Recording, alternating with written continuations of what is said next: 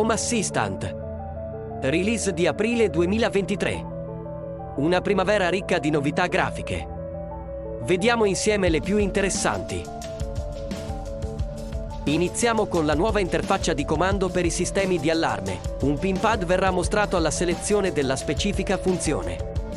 Ad esempio, in casa, fuori casa, disarmato. Il tutto condito con una piccola animazione all'inserimento o disinserimento dell'allarme. Per utilizzare questa nuova interfaccia, basterà aggiungere l'entità del tuo allarme direttamente nella tua vista. Attenzione, se avevi precedentemente configurato il tuo allarme con il Manual Alarm Control Panel, non eliminare il codice YAML e le relative automazioni, ma aggiungi questa entità alla tua dashboard, vedrai apparire la nuova interfaccia.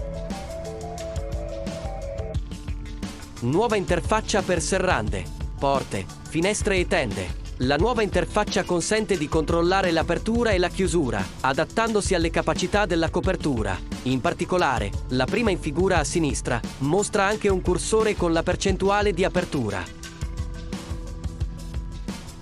Infine, ecco la nuova interfaccia per le ventole, che mostra la capacità di ventilazione dell'entità controllata.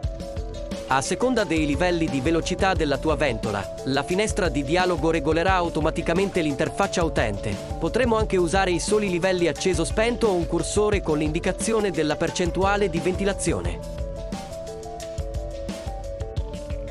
Visita la pagina ufficiale di Home Assistant e scopri tutte le novità della versione 2023.4. Troverai il link in descrizione.